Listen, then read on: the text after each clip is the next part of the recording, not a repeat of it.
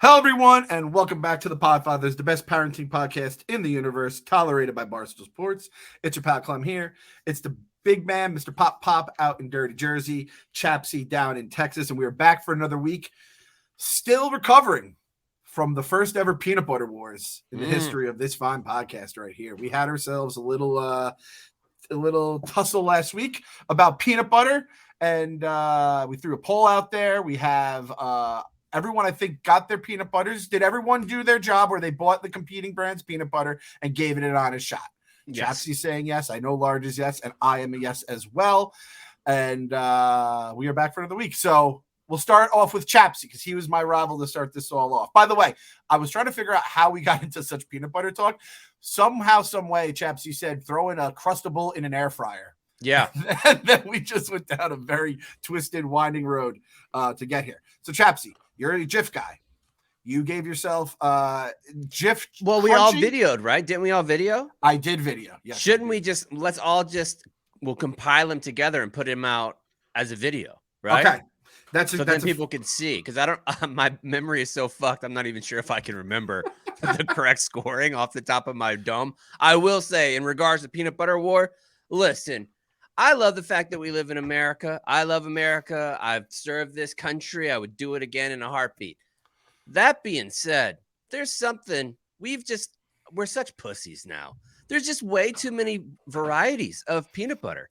What do we need this minute? I signed on Instacart yesterday, and my wife did. We were talking, getting all the different groceries in here, getting the peanut butters.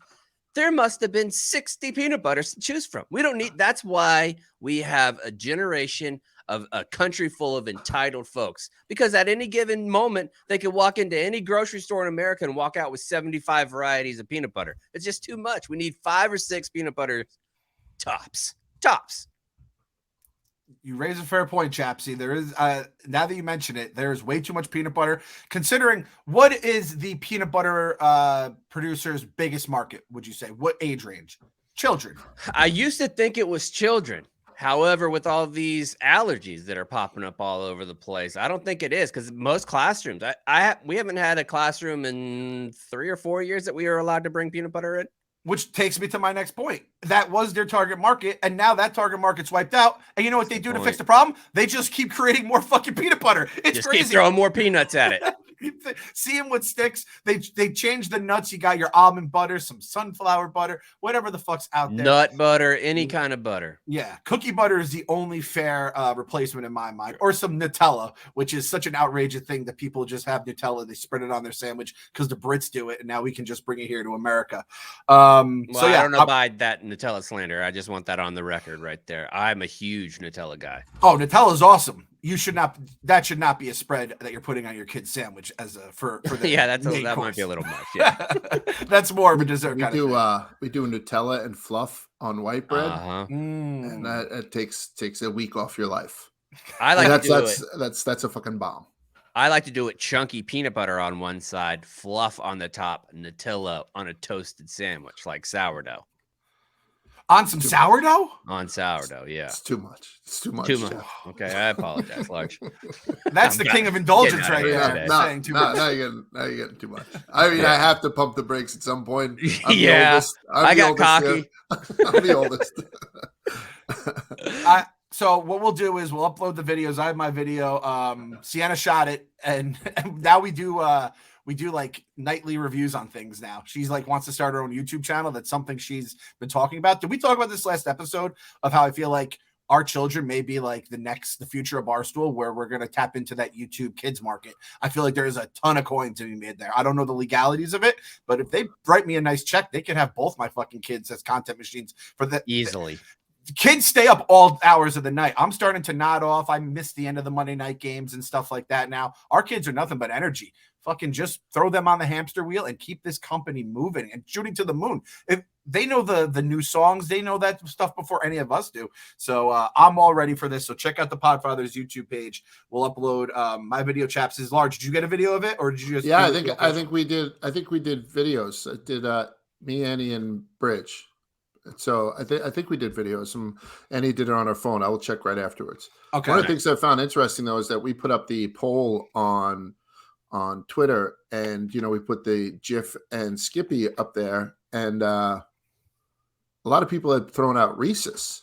Like I've never even considered buying Reese's as a peanut butter. I've seen it on the shelves, but I've never even considered it because it just seems like it's. Meanwhile, a Reese's peanut butter cup is relatively elite. You know what I mean? But I just never thought of it to put it on a sandwich, so I've never tried it. And then a lot of people had said about the organic ones. I think Dan's was one of the popular ones. But once they separate, like the oil, like the same way you get that little pre-cum. Disgusting. That's why I don't like natural ones. Yeah, like the little pre-cum on the ketchup water, or the ketchup or the mustard water. Oh. Yeah, like any of that shit. Even like sour cream, so yeah, like I don't want to purposely do that with oil. So I'm out on that. But I think I'm going to try Reese's. I'm not going to do another taste test. We have our conclusive conclusions. But I think Joey was making a point that bodybuilders and people who want to stay in shape are huge peanut butter people. I had spent some time with my mother-in-law yesterday helping her out with some stuff, and it's her favorite snack, peanut butter and jelly. I think it has transitioned. It's no longer kids, like I know people who are on diets do a scoop of a banana and a scoop of peanut butter, and they're good to go. So that was my go-to shake when I was trying to gain weight working out all the time. When I was trying to get big, just throw in a protein shake, couple big old spoonsful of peanut butter and some oatmeal and be good to go. Swole Chapsy. Large, let me just set your expectations now. We touched on it very briefly last episode. Do not expect that Reese's peanut butter to taste like the peanut butter that is between those cups, between that chocolate, because it is a letdown every single time I have it. But I'm sure it's just a peanut butter. It's fine, but it just was such a disappointment. I said I will never do it again. I was sleepless the night before I found out that Reese's was in the store, went to the store, and was let down massively. I'm just looking forward to it because I was hoping it wasn't as grainy as inside the cups. Like it belongs grainy inside the cups, but it's got to be smoother in the jar, right? Yep. Oh yeah, definitely. If it's grainy like it is in the cups, that's just not going to spread. You're just fucked. Everything's smoother in the can. Oh yeah, you're exactly Speaking of which, Bridget's in that new movie Bros. So shout out to. Oh, is she? Yeah, the Billy Eichner movie. No one's seen. Wow. Yeah. So there's a parade thing, and so Bridget is next to a really wonderful transgender person, like a RuPaulish type person, and like Bridget and her talk on Instagram every now and again. And this, I believe her pronouns are still he. Either way, this person. Oh, so it's a drag queen. Drag queen, yeah. But I you know what? We didn't like pry, so I don't think Bridget got to the bottom of it. So I'm going to use like general pronouns. So this person, just 6'5", beautiful type thing, and Bridget's in there with the with the flag and stuff. There's a parade, a gay pride parade. So Bridget's in the new movie Bros. Did they film that when they actually had the Pride Parade in New York? No, they'd put up a fake parade for it. So they'd done that. So and that's her first film. All the other stuff that she's done has been TV and cable type stuff. Good for her. That's awesome. Yeah, she's in some period piece now, like where she's filming out in Long Island, and they have her in like these 1910s, 1920 dresses and like horse and buggies and shit. Oh, I bet that's cute as shit. Yeah, but I can't reveal any of the details on it. We're sworn to secrecy, unfortunately. Well, you got to keep us in the know right now. I was going to go see a movie with AJ. It was a little. No, don't go see Bros with AJ. Bros didn't seem like, just based on the poster, it seemed like it might be a little couple too of much orgies for him to handle at the time. So good to know. Chapsy, anything going on in the state of Texas? Oh, we had a big birthday party. Oh yeah, we had the birthday party is Saturday, so that's when McCartney's pals are all coming over. That'll be on Saturday. But we went. Let me tell you. So last week when I was on here, I told you I was supposed to go to Ocean's Calling, the Dave Matthews, Tim Reynolds, Alanis Morissette, Cyndi Lauper, OAR, a Sublime, a shit ton of bands that I really like. My wife really likes. We packed our stuff. My suitcase was packed. Hers was packed, like the overnight bags, all that stuff. We were going to stop in DC first and go to KFC Radio live show. Then we checked the forecast one more time. And I looked at it and the wind estimate had gone up again. It went from it's supposed to be 30 mile an hour winds up to 50, 60 mile an hour gusts on Friday and Saturday night. I looked at my wife and I was like, we can't go to this. Like, it's on the sand. It's on the beach. We're going to fly all the way up there and spend all this money, and we're going to be miserable and hate every moment of it and spend probably $5 or $6 grand along the way. Like, we shouldn't do this. And then she looked at it and she was like, yeah, let's go ahead and cancel. We thought we were going to lose like $900 for the tickets. We thought we were going to lose all the money, non-refundable. Turns out the dude at OAR, Micro Bears, is like the greatest guy in the world. And they all came together and they're like, let's do the right thing. They gave everybody their money back, even if you bought from like a secondary market. If you didn't buy your ticket directly from them and you got it from someplace, they went back and figured out ways for everybody to get their money back, hotels and everything included. So I was obviously disappointed. That's the first time we were supposed to be away as just my wife and I in nearly 10 years. Like that, we hadn't done it since I've worked at Barstool. So we were super excited about having that time to ourselves. Next thing you know, that's canceled. And then I'm staring a 10th birthday right in the fucking face the next day of where we're supposed to go. So in my head, I'm still upset that I'm not on this great trip. And I'm going, it's McCartney's 10th birthday. I obviously love McCartney with my whole heart. And I want to be like an attentive dad, a happy dad. But I can't escape that gloom town. Do you guys remember Rainbow Bright Gloom Town? Yes. Like when it would just go gray. It was hanging out in the back of my skull like all damn day. But we went there and we get on Dave & Buster's, and we go to Dave & Buster's quite often. And there was like the skee ball, and we do basketball. We do the same types of things.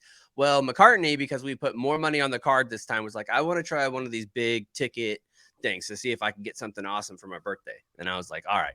So McCartney goes in there, hits the things with the quarters, you know, where the little the metal tray will come out a little bit and it'll push all the quarters, and then it'll push the quarters again, and you keep putting tokens on there. Well, now the token drops in automatically. And on the third one, it was like Mount Vesuvius erupted of quarters dropping into the little spot. So we go from having like 300 tickets to next thing you know, we're staring at like 3,600 tickets. And we still have like $90 left on the Dave & Buster's card. So then the whole family got locked in. And we've done, like, my wife and I won, I think like a couple grand doing slots when we were in Vegas last time. I'm telling you, the moment of explosion that happened as soon as all those quarters started to drop in, it was like we had won the real lottery. Like the whole squad was just like, fuck yes, yes. And McCartney was like, oh, I am ticket drunk, like making it rain, like standing right there. We go in at the end of it, we go into the ticket booth spot where they have all the different toys, like the $1 or one ticket gets you a spider ring that's orange and green. Like you can get those different things. Yep. McCartney walks out with a full-size throw blanket and a huge stuffed animal all in one trip to Dave & Buster's. And if you've been to a place like Chuck E. Cheese or Dave & Buster's, buddy, you know that's a fucking haul. You see someone carrying that, you do the double take, like, oh man, yeah, they hit the jackpot. There's only so many games that can give you that kind of jackpot. And when you shared this story with us, and I said, what did she hit the quarter token machine? Thinking there's no chance in hell. And you're like, buddy, did we ever? And you said we were celebrating like poor Florida white trash, which I just love. You can take the kids out of Florida, but you can't take the Florida out of the kids. And you guys can't take Middleburg, Florida out of my DNA. It is just impossible. Can't do it. I mean, I've seen that game since like the mid 90s. So at that point, we're looking at what? We're looking at damn near 30 something years at this point.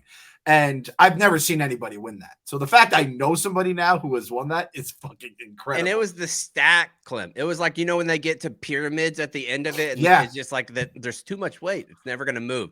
And then when it moved, and it was getting stuff like from the sides, like that level of coin drops, it was bringing everything. It was like a black hole of coins at fucking Dave & Buster's. That I think I feel like the only way you can win that is you have to have like birthday magic on your side. There's no other way. There's no other explanation that Cardi won that other than the birthday magic. And I will say this: all of that super shitty luck, 13th wedding anniversary. There we go. Oh wow, that's a magic number. Did that take you out of Gloomtown for good? Was Gloomtown forever in the back of your? Was it kicked out of your head? We went for a nice little dinner. My wife and I went out to eat alone, and then yesterday we went to Fredericksburg, Texas, which is like an old German town here, and we went to like a authentic German type of restaurant and had some different foods, and they were still having Oktoberfest going on. So they had different type of Oktoberfest beers and stuff like that. We walked around yesterday, did a little antiquing with my mom's still here. So we did all that stuff with her yesterday, and Cardi missed school and went up with us as well. It was fun. Awesome. And how's Mama Duke's doing down there? I mean, if we're not leading off the story with Mama Duke stories, I guess everything's going pretty good right now. Yeah, it's going great. I love having my mom in town. She's getting absolutely steamrolled in Jeopardy every night, though. Embarrassing performances. Oh man, just playing games with your parents and just shouting out the answers. That's one of those like fun little things in life right there. And she gasses me the fuck up. It'll be like a $200 history question, and it'll be like, "This country bombed Pearl Harbor." And you'd be like, what is Japan? And my mom's like, "Great job. Wow." Does she call you Maddie? Usually they call me, my mom, that side of my family either calls me Matthew or Bubba. Yeah. Bubba. Oh, you're a Bubba? I never knew that. I Big love Bubba that. guy, yeah. AJ was a Bubba for like the first year of his life, and then he became very much an AJ from there on out. And let me just say, Daddy boy, I saw the picture. I saw Cardi ear to ear grin after winning. I did this with the kids. We went to the fair here in July during the summer, and AJ won the little horse race where you roll the balls up and then the horse keeps moving based on if you get the 1, 2, or the 3.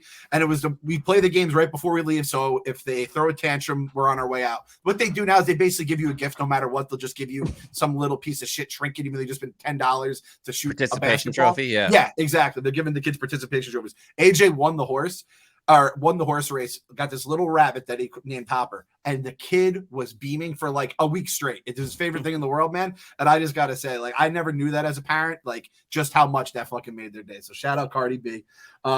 Big man, what's going on with you? You had a very interesting week, which is, I feel like, is the theme these days. You had a very interesting trip. Yeah, it was awful. Like for Chaps, it alluded to it. The weather has been awful on the East Coast, so I had to go down to West Virginia to get my referee license. I went by myself. I had seen that Waze was like, you're at 6.5 hours to get down there. I hopped on the road. 8 hours later, I'm still in the rain, like teeming rain. You know what I mean? It's just like, is that something are you reffing Rough and Rowdy? Is that something that's known? No, it's not. Well, it's not known yet because I just did it this weekend. So it's it's one of those things. And I'm only licensed. I have to log certain minutes shadowing a ref. And then I'll be fully licensed, but I'll only be licensed in the state of West Virginia. But they can apply or, ask to see if they can transfer my licenses temporarily because it's all amateur stuff. So perhaps I can do Providence in December. I'm not sure yet. But anyway, yeah. So it just 7.5 on the way back, 8 hours there by yourself. And it was, back-to-back days. It was a little bit much, but the class itself was just absolutely awesome. A little intensive, more intensive than I thought it was going to be. I was taking notes, and they just like put up stuff on YouTube from old fights. And as soon as something would happen, they'd stop it. Okay, what's the call here? And people were like, and everybody there was a ref except for me. I was the only first timer there. And they even started the slideshow with number 1 rule: do not talk to media or bloggers. Like, I think they put it in for me, just kind of like knock me down a little bit, because refs should never have any kind of voice, and they can't. Right. And so it was great. So yeah, I'm a referee now. And he's like, "Did they give you a whistle?" I was like, "Shut up! They don't give whistles to referee." You know what I mean? She's like, "You're gonna wear a striped shirt?" I'm like, they don't fucking wear striped shirts. So she needs to buy you a nice little whistle. You need to have a whistle that goes into your Crocs as like a charm that you get into the ring, pull it out your Crocs, and you're ready to go. By the way, Bridge wore her Crocs to school the other day. I had picked her up. She came walking out with them. And then as she got closer, I said, she stole my fucking gibbets off of my Crocs. I don't know if you remember, my Crocs had like the NWA ones? Yeah, like there was a gold chain, like a Gucci link. She took that, and she has a fucking stole my gibbets. Hey, that's a win. That's style. It's showing you style at your old age, 50, half 100 at this point. If a kid wants to wear your how old's Bridge now? It's 12. 12. So damn near a teenager. You're able to they like your fashion. That is a big win for the half hundos out there. Yeah, we got the because she's in middle school, and they sent out the thing. I know this is a longer conversation about what's different with sex education this year. It seems like they're going pretty deep into the fucking weeds with 12-year-olds. Me and Annie are gonna have a big conversation Really? with Oh, it. Yeah, God it's damn. I mean, you guys are on the brink of that, or if you're not doing it already, I know. Well, you're too young, and chaps, you've been through it. But even if it's something that's going to be done, you know, with some degree of aplomb or whatever, it's just tough to read that on a syllabus. You know what I mean? Yeah. Yeah. So, I don't know. I never really had a big issue talking to it about with Kelsey. I don't know if that came from like being a single dad for a little while and just felt a little bit more comfortable there. I never really like Kelsey's first sex ed class was like, I think 7th grade or something like that. And the parents had to opt in, and we opted in, and they focused a lot on like bad touching is one of the things that they like zones that people shouldn't touch you. And if they do, you need to let adults know and things like that. I wish I had more sex education. I didn't know shit about sex whenever I first started it. Like I didn't know the shape of the vagina. I didn't know what anything was because it was so taboo. Like we didn't talk about it in the South. You never talked about sex ed unless it was true love weights type stuff. Health class for my boys, like just because they went first, so I'm not being sexist or anything, but health class for the boys was always more biological. Like I'd seen that their homework and whatnot was, 12 different types of contraception. I was like, I don't know 12. I know 12?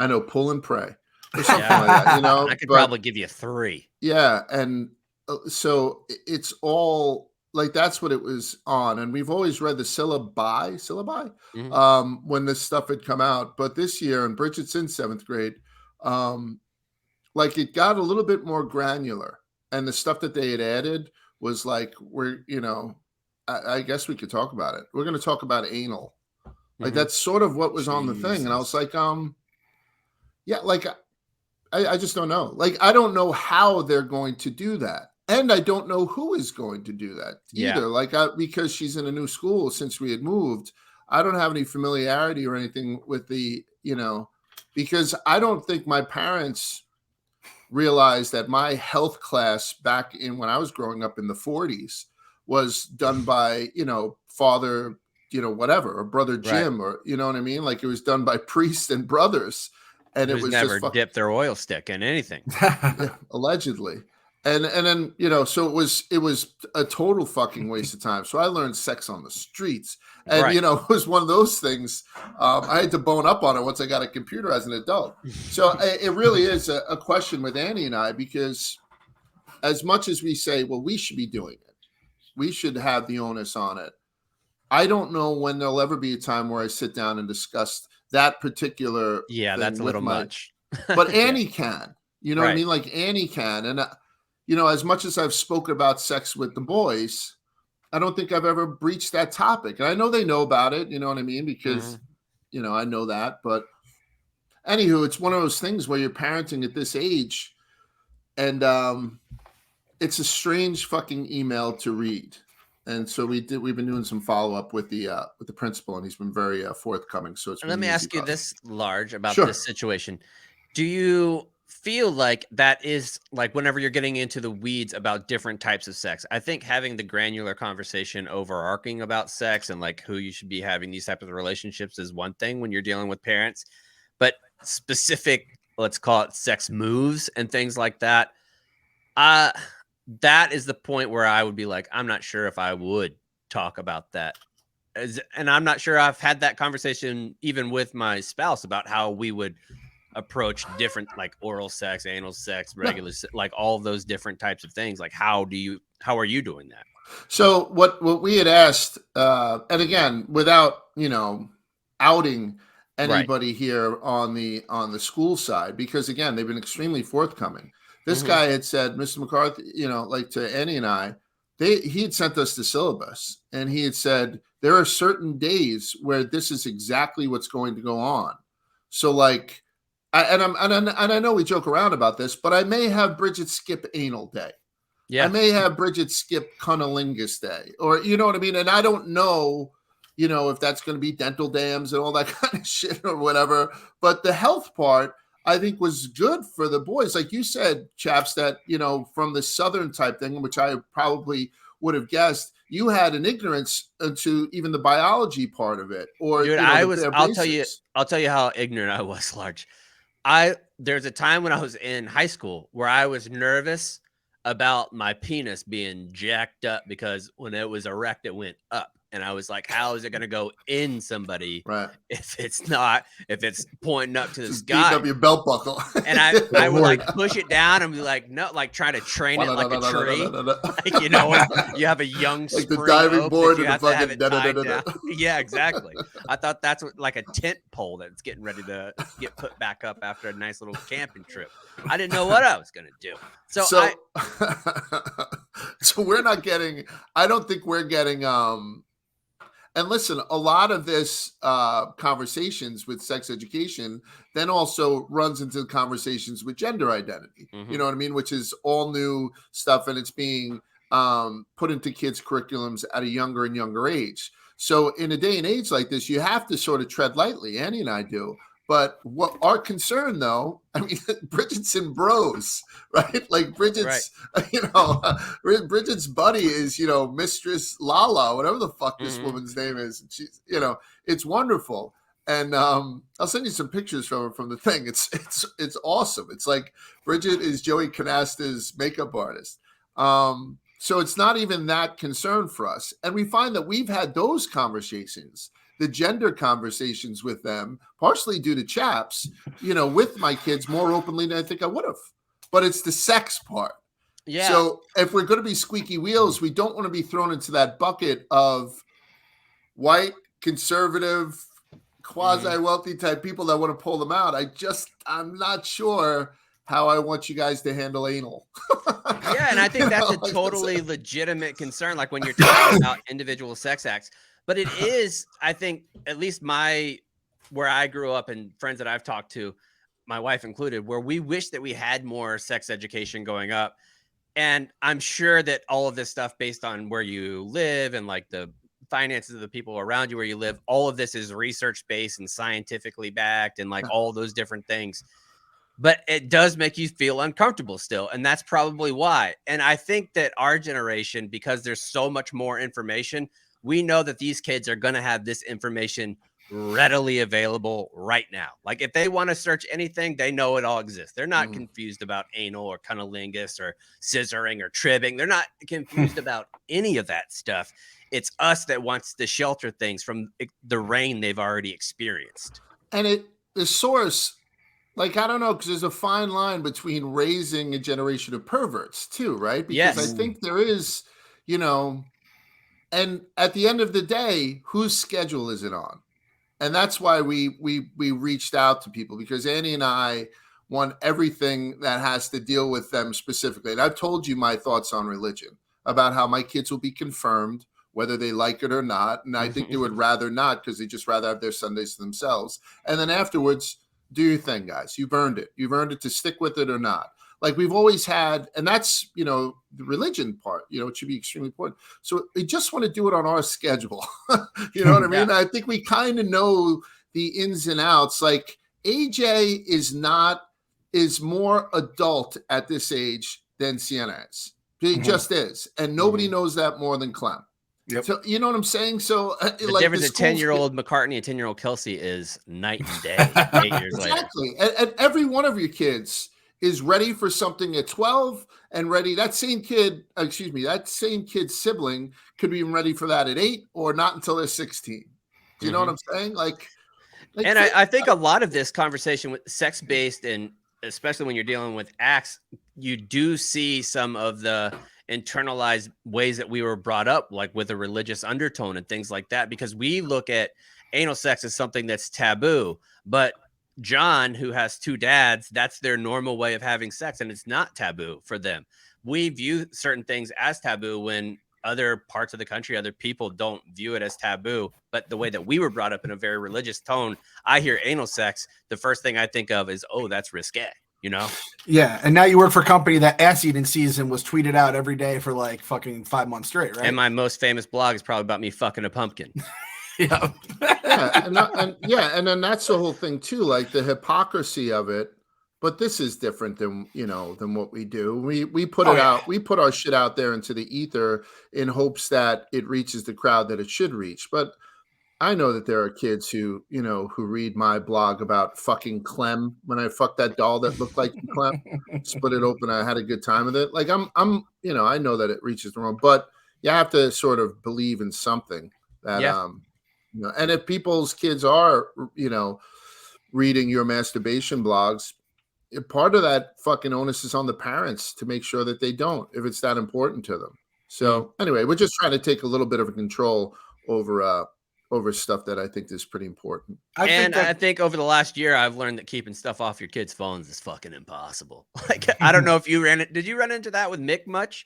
Like I think that's a hard thing now too, as a parent, because there's so many things in that little 4x6 box that they carry around everywhere that they can access anything. And you want to have them to have some privacy, and you want them to have their own dichotomy and have their own relationships. But you also want to be mindful that there could be things on their phones. There could be things that they're talking about that are dangerous, and you need to know those as well. Like, I don't think there's anything wrong with looking in your kids' room, like not going through their shit. That's a tough spot to be in too, as a parent, like knowing where their right to privacy, like, kind of not really stops, but how to be safe and keep them safe while also knowing there's a ton of dangers right there on their phone. We take a different view. Like we go through their stuff. Yeah. So it's one of those things. And I know I've spoke to parents about it who are then who are having maybe some problems with their kids. And then we speak to them. Just, it happens to work for us. Mm-hmm. I don't think it's for everybody. And then parents. I've definitely done it too, for sure.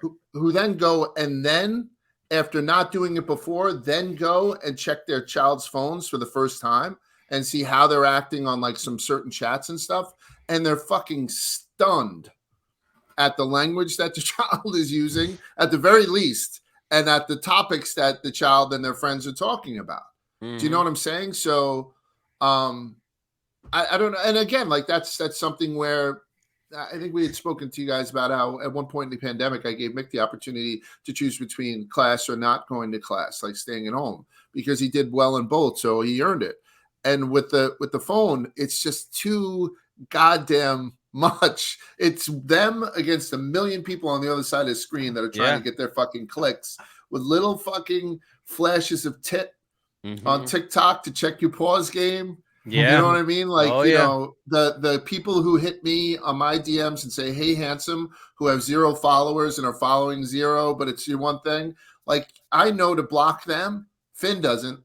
Finn doesn't when he was 11 years old. And or 11-year-old chaps who had a fucking hard on going through his belt buckle. Exactly right. All of a sudden he's like, well, Ukrainian women have vaginas that go up, so this is perfect for me. Yeah. So it's great. By the way, if you guys don't learn anything from this show other than this, don't have fucking kids. Marina, fucking so Kate, tough, man. KC. Because you could try to be as cognizant and pay attention as a parent as you can. In 2 years, you're going to look back at a decision that you made 2 years ago, and you're like, that was fucking wrong. Even though it's painstaking. Like, you talk about it with your spouse and you figure out ways to deal with stuff and how you're going to approach certain situations. And really, this is all just a crapshoot, man. Like, this whole thing is a crapshoot. It really is. It really is, man.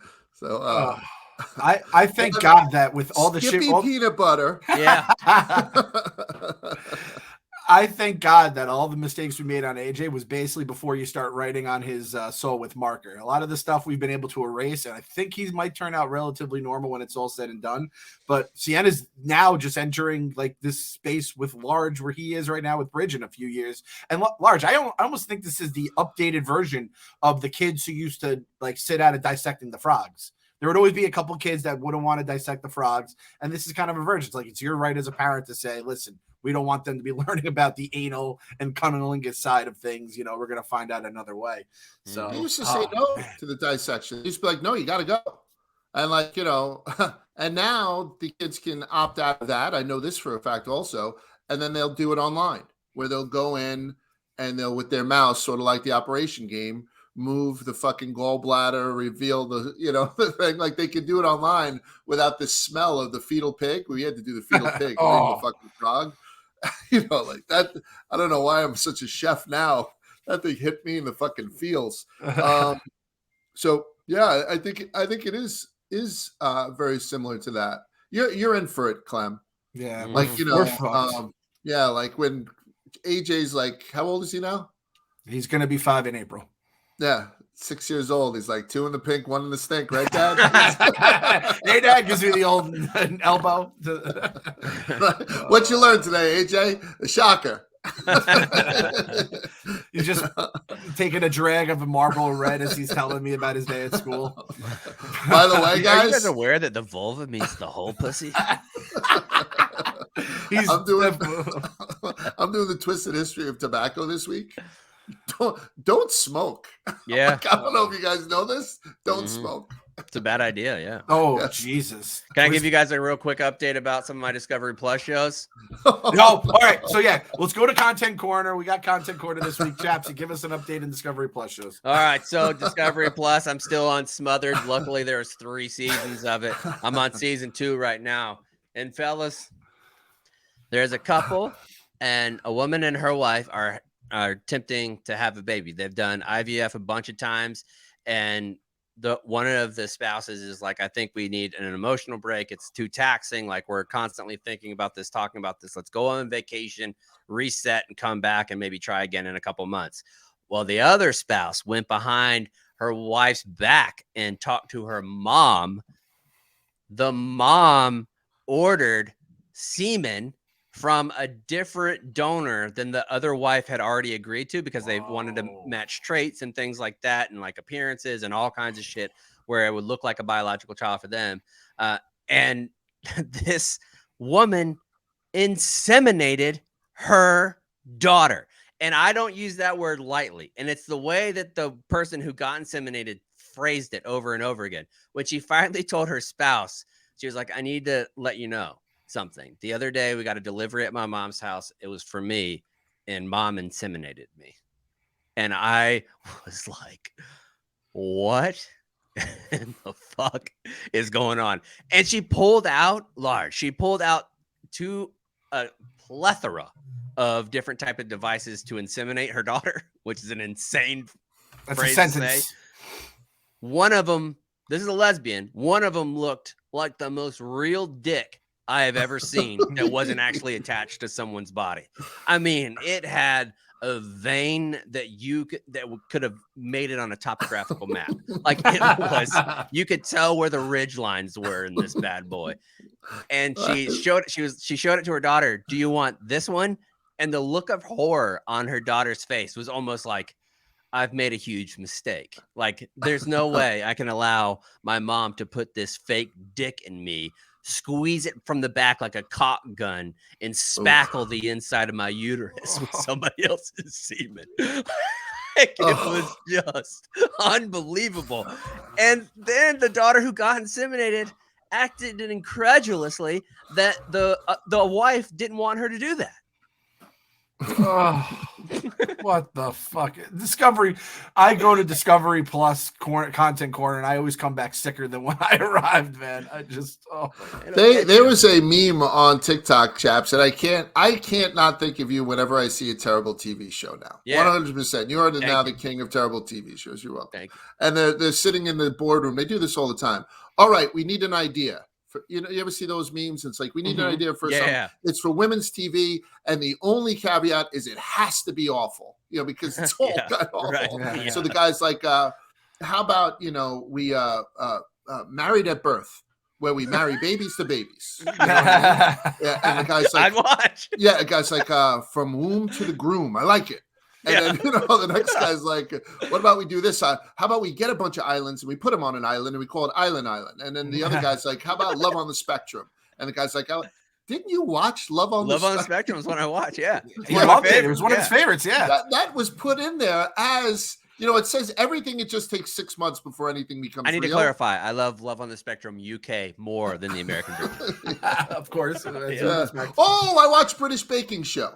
How was it? Is that the one that they do in the dude, tent? That's the one I've been telling you about. Yeah. Yeah. Oh, it's so relaxing. Oh, lovely. It's so fucking relaxing. They're in a tent, and they have to do a fruit cake to begin anything that they want to, except no dried fruit. And the people are very nice and all that stuff. I do The like judges are nice to the contestants. 100%. One of them is a little bit, more draconian than the others. They had to make Swiss rolls, which looked delicious. Like those, what does that be? A yodel? Like Little Debbie's almost? Is it yodel? Sort of, like the fancier version of that. I think the ding dong is what it is the Swiss roll. Yeah. And with so like it was the like strawberry the yodel. or cherry. Yeah, but they used to roll it in dark chocolate. Oh. Ooh. But so that was on your recommendation. It's Paul that you're talking about that can be a little terse at time, but his piercing blue eyes make up for it. Yeah, My 100%. goodness. We are going to review the Barney documentary. I blogged it the other day that they're doing a behind the music, basically, of Barney the Purple Dinosaur, which there was like death threats. They talk about all the urban legends. Did you guys hear any of those urban legends about Barney? I did, but I need to do something before we continue down the Barney chat. Off the top of your dome, Clem, what's your favorite Barney song? It's the only one I know is I Love You. You weren't a big Barney guy? No, I was large. No. I didn't know. Wow. Now, is it Skinnamarink-a-Dink? Because I hate that motherfucking song. Close. First of all, watch your tone. Secondly, it's not Skinnamarink-a-Dink-a-Dink. It is, in fact, hey, Mr. Nick Boppity Bop. I like the way that you boppity bop with your hands. That's with Selena Gomez. That's her version, yeah. Really? She was on Barney. Was anybody Wiggles or no? I was Wiggles. Oh, we had a little Wiggles. We did a lot of Yo Gabba Gabba too. We were Yo Gabba Gabba house. Chaps, AJ love Yo Gabba Gabba. If you want something that's enjoyable for you to listen to as well, the songs, Yo Gabba Gabba fucking slaps. And in fact, if Large wants to start up the vinyl club, I will send him a Yo Gabba Gabba vinyl. Yo Gabba Gabba is completely I know these guys. I've never heard them, but I've seen them before. They kind of look like they might have been something that was used to inseminate a woman's daughter, kind of with one eye. But it also looks like Andre 3000's on the show. Yeah, DJ. Barney was made in 1992, so 10-year-old Chaps was getting down with Barney back in the day. I had a little sister who was 8 years younger than me, so it was always on. And Barney, I don't care what it was on VHS tape. If the tape came out different color than black, like when they would come out with like an orange one or a white VHS tape, and it was just different. Same thing with vinyl records. I'm noticing now too. If there's an option for like I'm going to get the new Tyler Childers vinyl. If that's out there, and then there's also an option to get a vinyl that's like white or blue, I'm paying $5 or $6 more for a colored one. Just saying. That makes sense. I was thinking about getting that for my dad for Christmas. That a vinyl player. He has his old records downstairs. I don't know what kind of shape they're in, but it feels like it might be the move to do a little throwback. Well, I would love to help you pick one. Yeah, and then we could all join the vinyl club. I could go down to his house. That's right. Yeah. Large simply refuses to join the vinyl club. It's very sad. We're gonna break him down. This nostalgia play, though, the Barney makes sense. I understand why they're doing it. We'll do a watch of it and a review potentially down the road. Did you guys also see the McDonald's Happy Meals for adults they're coming out with? Yeah, I said this, and again, I blogged this. I don't think there's a price I wouldn't pay for Happy Meals when it comes to my kids. Like if they raised the price of Happy Meals to $20 tomorrow, I would just have to pay it. At some point, I need to take the kids to McDonald's if it's after a doctor's appointment where they get a shot or something just because they did something good in school and that's all they want. They really do have us by the balls. But it's kind of nice that now we get a little toy we go home with. It's either a 10-piece nugget or a Big Mac. You get your fries, you get a drink, and then you get yourself a toy. And it's what was the name of it?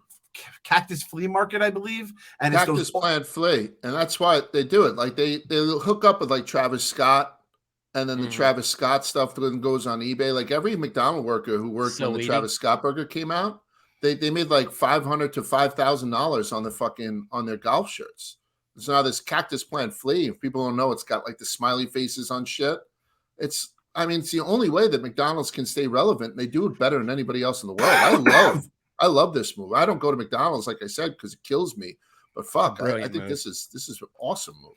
So yeah, the Cactus Plant Fleas with all the extra eyes and shit like that, and that weird smiley face.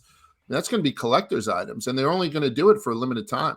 Mm-hmm. Now, Clem, I know that you are a fast food guy. Large is not a fast food guy. I eat fast food. What if we had something new at McDonald's?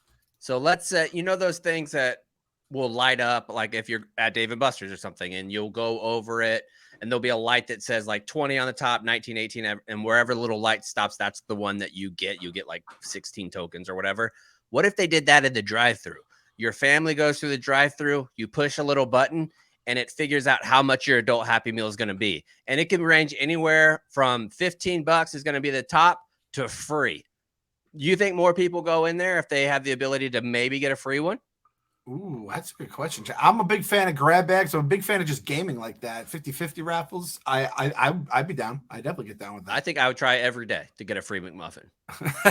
I think the people that pay $15 for the Big Mac meal would complain louder than the people who got it for free. And I think that would, you know what I mean? Yeah, like, true. especially in this economy with inflation. Oh, I want to pay. I always get the $15 one. Yeah. You try getting $15 from somebody who would then pull out of line in the drive-thru, back up and then try it again.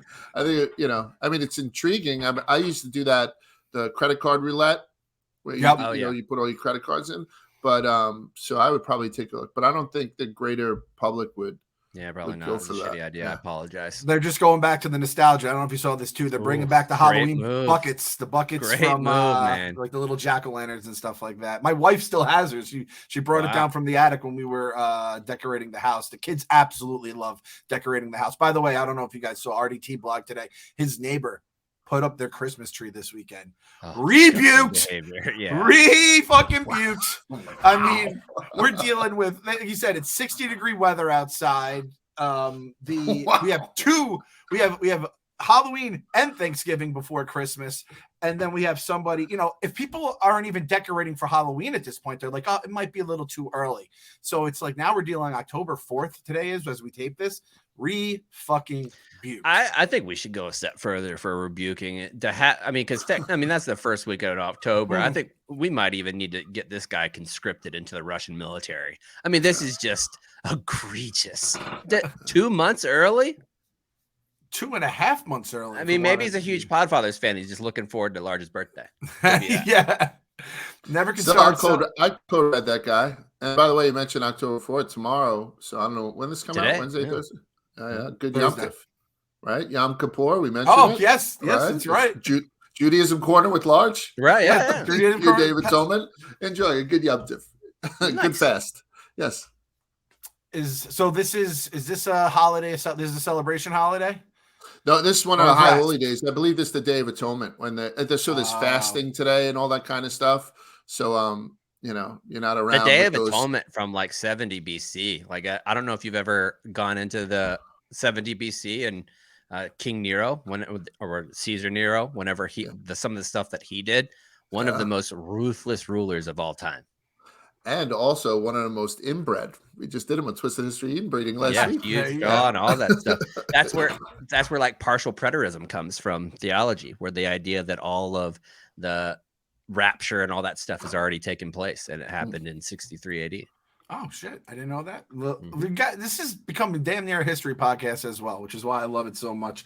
Fun fact for you, since we are Barstool Sports, Sandy Koufax didn't pitch Game 1 of the World Series because of Yom Kippur. So that is a story that always bubbles up this time of year. So yeah, the kids are going to be off tomorrow. God damn it! So I'll be back to the fucking loony bin here. Chaps, last little thing about Nero, 67 AD. He participated in the Olympics. He bribed every one of the judges. Love it. And every contest that he was entered in, he won. They call it the Kim Jong-il special. Like, that's what he used to do. The old round of 18. Yep. He won a 10-horse chariot race, even though he was thrown in the first lap. They still gave him the fucking gold. No, as long as it's on your neck, that's all that matters. What's the point of being Caesar? As soon as they died, they took his name off the list of winners. They went back to it. So the 67 AD thing is back to the real winners. Bumped everybody up. That's when you know you got serious clout. If they have to change the history books after you die, like that motherfucker was he would have had us killed. Like, we have to say he won. He didn't win. He can't run for shit. Look at him. We'll wrap things up today with the story I saw. We just had to touch on it here. We had a couple in Taiwan who catered their entire outdoor reception of their wedding using food purchased from Costco, and it was for under $1,000. The website The Knot, which I haven't thought about since we were planning our wedding, they put the average wedding cost at $28,000, but the Pinterest perfect spread was accessibly priced at $787. It included croissant sandwiches, which we know are fucking good, right, Chapter? That's exactly right. And cucumber, a medley of grapes and tomatoes scattered for edible decor, plus fountains of sweet raspberry tea and lemonade. And plus, let's not forget those petite cakes. I'm talking the vanilla frosted wedding cake adorned with rosemary. So I have it up on the screen for all the people watching on the YouTube. Large, tell me that doesn't look like a delightful spread right there. Guilty. No, it looks great, especially for like a rustic wedding. Yeah, I'm a sucker for croissant sandwiches too. This is a great story for you, Clem. Congratulations. It's a great day. I might get married again. I don't know if they chopped up the hot dog into little pigs in a blanket and served them. I like to believe they did. But imagine it was just the fucking chicken bakes, which I still haven't tried because you haven't invited me yet. Or they did like $1.25 slices of pizza. Or the hot dogs, it's just like a bucket full of them. $5 rotisserie chickens. Everybody gets one. You know what I mean? Everybody gets a roto bird. You pop it open, you just throw it underneath your arm like an umbrella. That's awesome. So yeah, look great. I mean, it is a good looking spread. It looks kind of nice. Although if you're looking back of the table, you know, you kind of have everything out. Like, you know, yeah, you're right. We have just bags, and I think it gets a little like turns more into a Costco wedding. The more they're you still look in the prep phase, clearly. Yeah, like they're gonna get that cleaned up. Hang a curtain or something because this. Oh, whatever. Now being a little bit. That's actually we're gonna put one of the book displays where you can get a bunch of $7.99 books at Costco. They're gonna put that back there so people have something to read during the reception. I bet you can get a wedding dress. I know you can get a engagement ring at Costco. Maybe you can get caskets as well. So they have you covered in all the big moments of your life, from birth to the grave. Large, we'll get you there now. We are officially. I mean, COVID's not even real anymore. If it ever was real, if the doctors were even telling us the truth this whole time. So we'll take you there, and samples are back. The food court is fully humming. And as they told us after the Q3 earnings call, $1.50 hot dog ain't going nowhere. It was just a simple no. He just gives a word answer. Membership staying the same too, locked in. Yes, the membership prices stay the same because they have just crushed everywhere else because they keep their members happy. Me and Chaps, we ain't going nowhere. Do you ever say you're a C-suite member at Costco? No, I do, because that's the executive, baby. Should I start? Yeah, that's a great call. I'm gonna start throwing that one around casually amongst a water cooler. I'm in the C-suite at Costco. It's pretty sweet. All right, guys. So we'll see you next week. Stay safe and stay sane. This Barney documentary comes out, I think, in October. I think it's later in the month though. So we'll get it there, and we'll see you guys then.